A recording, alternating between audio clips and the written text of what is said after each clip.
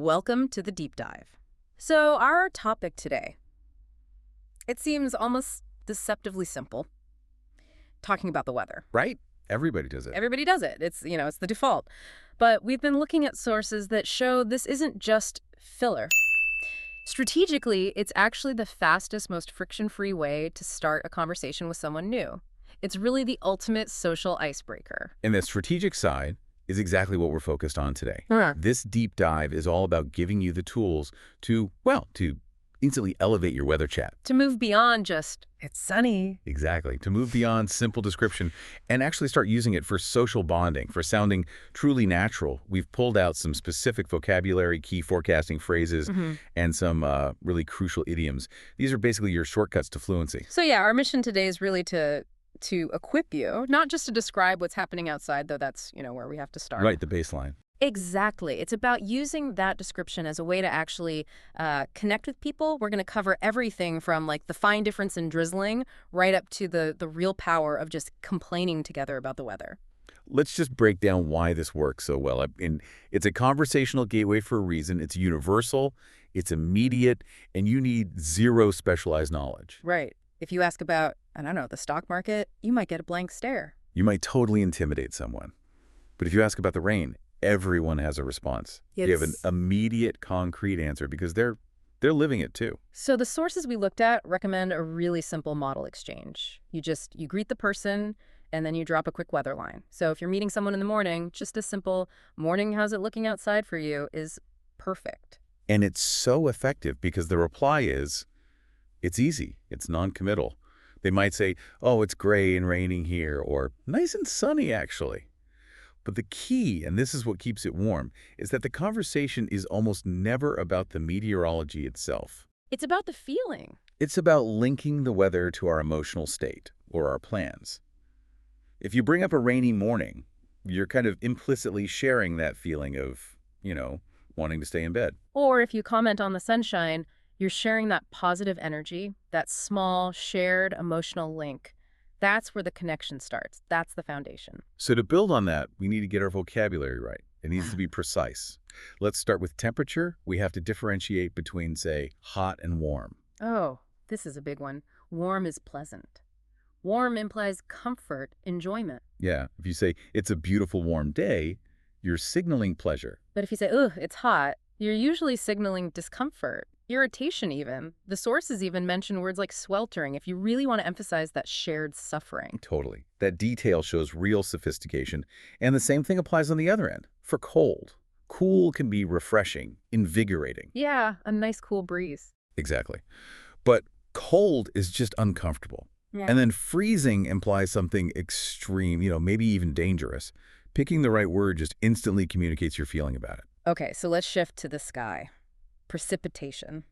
This is where native speakers use a lot of precision. We all know sunny, cloudy, rainy.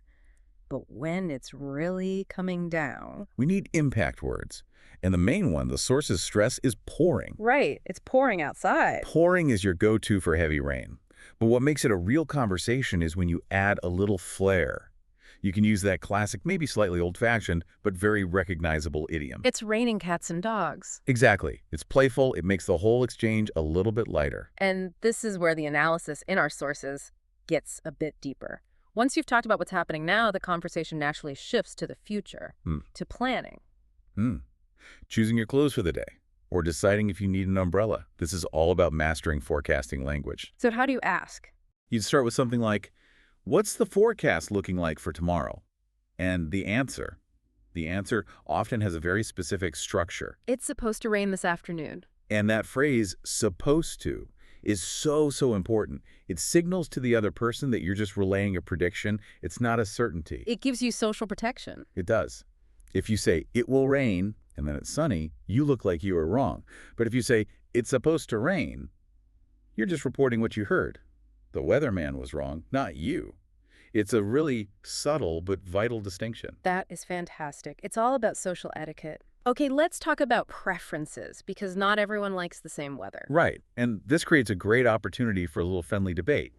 You're going to say, I just love warm, sunny days for getting outside. But the person you're with might say, Oh, really? I actually prefer cooler, cloudy weather with a light breeze. The bright sun is just too intense for me. And right there, you've learned something personal about them. You've deepened the connection.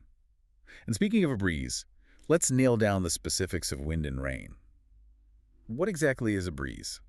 It's gentle, it's pleasant, enough to feel it, but not enough to, blow your hat off. Exactly. But when it's stronger, we call it a windy day.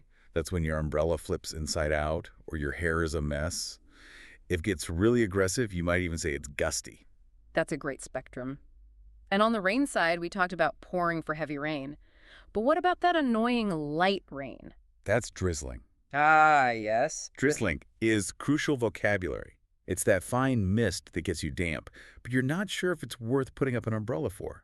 Differentiating between a drizzle and a downpour shows you're a nuanced observer. What about those places where the weather is just all over the place? You leave the house with a coat on and you're sweating by noon. Ah, for that, there's a perfect phrase the sources highlight. Yeah. 4 seasons in one day. It's a cultural shorthand in places like, say, Melbourne or parts of the UK. It instantly communicates that chaotic, rapid shift from sun to rain to wind and back again. Using it shows you get the local struggle. Okay, let's tie this back to planning, because that's where this becomes really functional. You're trying to make plans for the weekend, but the forecast is a bit uncertain. This is where you use that polite hedging we talked about. You don't want to sound too certain when nature is involved, so you use phrases like, the forecast says sun, but it could change. Or, it might rain later, so let's check again before we go, using words like might or could. It's just smart. It manages expectations. Now we get to the real heart of it, building rapport. This is all about the idioms and the conversational techniques that make you sound truly fluent. And idioms are so key, they just signal that you're comfortable in the language. Okay, let's master 3 core ones. Number 1, under the weather. The polite way to say you're sick. Exactly, it's your social escape hatch. Instead of giving too much detail, you just say, I'm feeling a bit under the weather today, so I think I'll sit this one out. It communicates the situation without inviting a lot of questions about your symptoms. It's perfect. Okay, what's number 2? Number 2, every cloud has a silver lining. This one is essential for finding the positive in a negative situation. Right, like the picnic was totally rained out, but we ended up staying inside and had a great catch-up. Every cloud has a silver lining. You got it. You're reframing disappointment as an unexpected gain.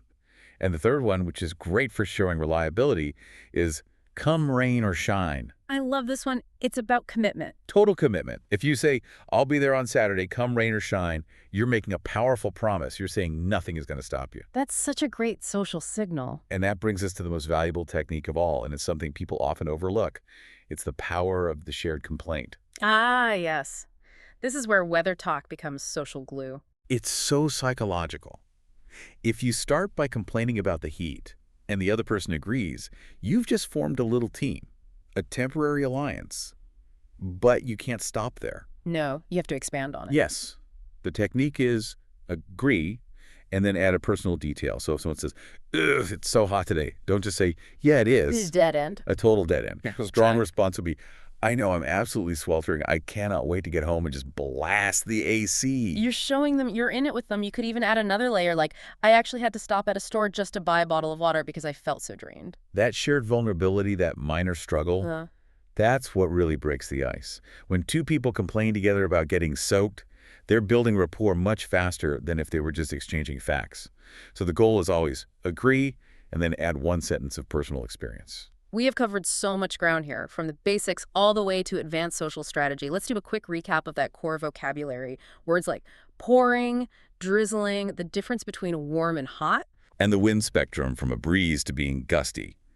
And don't forget those key expressions. How's the weather? And what's the forecast?